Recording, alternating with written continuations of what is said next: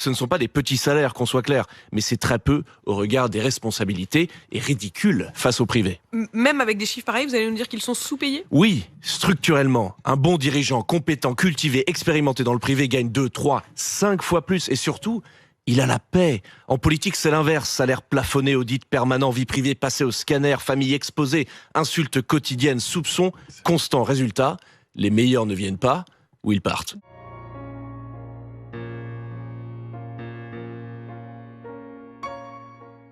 Vous recensez dans ce nouvel ouvrage, Pire d'État encore et encore, tous les abus légaux dont dispose encore la classe politique française aujourd'hui.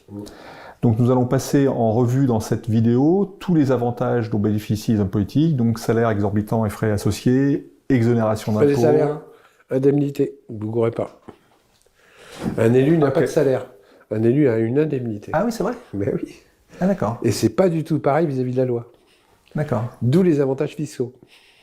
D'où la possibilité de cumul.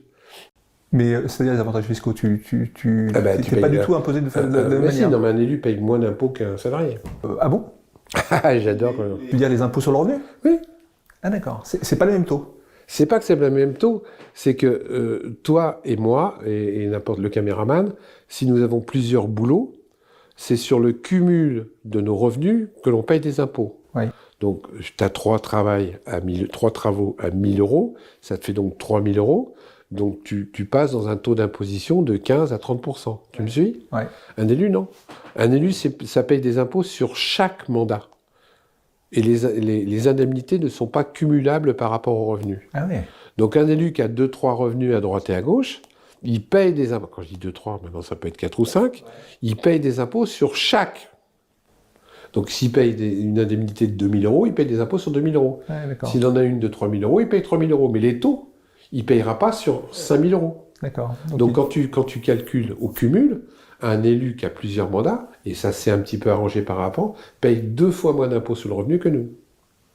Un élu peut cumuler comme il veut toutes ses retraites d'élu. Toi, non. D'accord. À un moment donné, tes retraites d'élu cumulées, ça passe pas comme ça. Et avec la réforme des retraites, ça n'a pas changé ? Non. Pour les élus, ils ont touché à tout, sauf aux élus et à l'armée, et aux policiers. Les policiers ont toujours autant d'avantages, l'armée a toujours autant d'avantages, et les élus,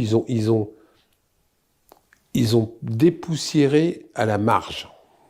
Mais être élu aujourd'hui, au niveau revenu, au niveau impôt, au niveau retraite, mais c'est un bonheur.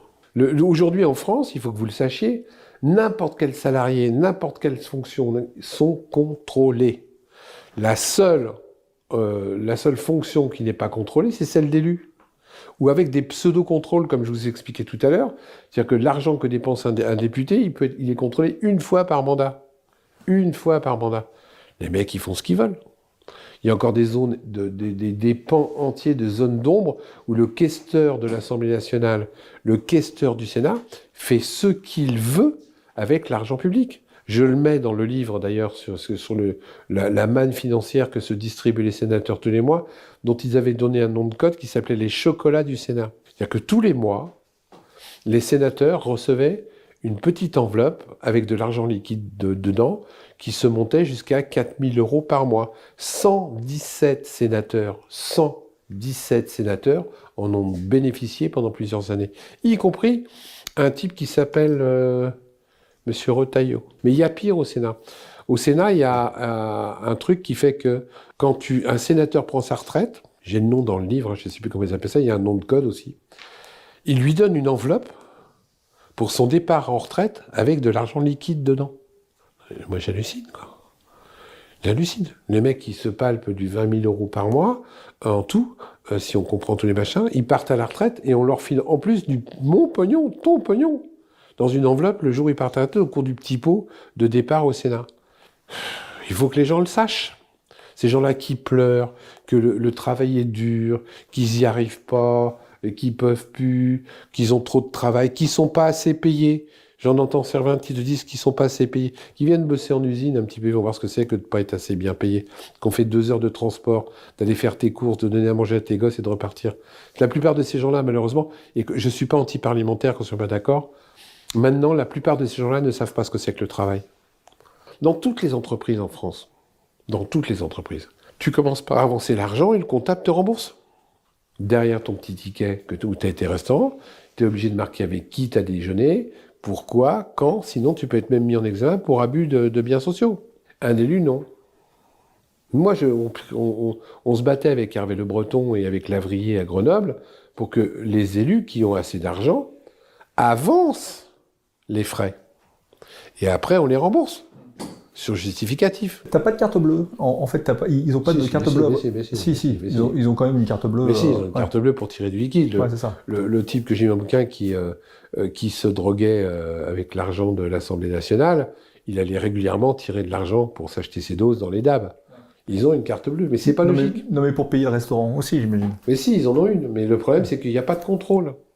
Moi, je dis que ça devrait être leur carte bleue, et ils remboursent après. Ou alors, on met une somme au départ, qu'on réapprovisionne au moment où, à chaque fois qu'elle se vide, sur justificatif. Quels sont les avantages des politiques qu'on n'a pas encore évoqués et qui vous semblent totalement surréalistes? Il y en a un que je commence à répandre partout, c'est, écoutez bien, ce que je vais vous dire est factuel.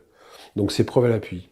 C'est le chèque qu'on donne aux ex-députés, leurs femmes et leurs enfants à charge, aux ex-sénateurs, leurs femmes et leurs enfants à charge quand ils meurent. On a découvert, avec quelques amis, et c'est paru dans la presse, que chaque ex-député, donc tu as été député il y a 20 ans, tu n'es plus député, tu as été agriculteur, tu meurs, tu recevais un chèque de 18 000 € de l'Assemblée nationale. Ta femme mourait, alors que tu es un ex-député, tu recevais un chèque de 18 000 € de l'Assemblée nationale. 20 ans après. 20 ans après. Tu avais un enfant encore à charge en étant ex-député, ton enfant à charge mourait, tu recevais un chèque de 18 000 €. On a foutu le bordel dans la presse et ça s'est su.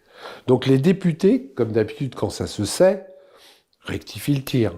Donc maintenant, un ex-député, leurs femmes et leurs enfants à charge touchent plus qu'un chèque de 2 500 €.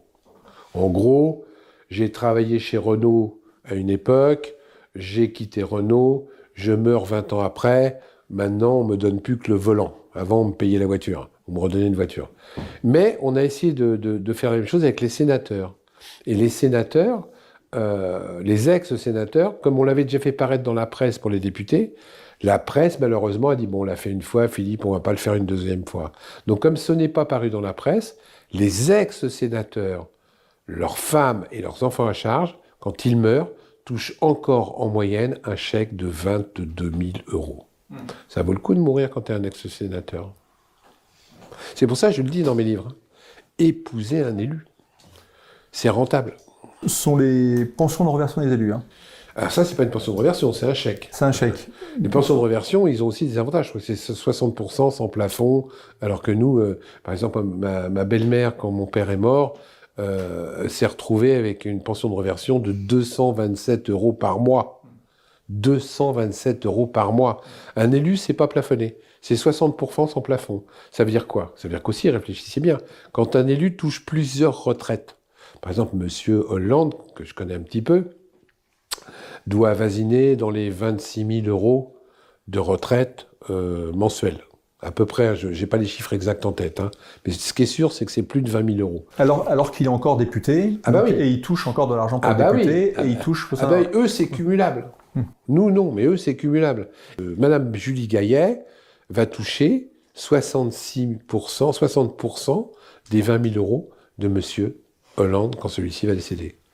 Ça aussi, c'est d'un des avantages incompréhensibles à des gens qui nous demandent à nous de nous restreindre, qui nous demandent à nous de réduire notre retraite, qui nous demandent à nous de faire des économies. Les économies, c'est pour le peuple, mais c'est pas pour les élus.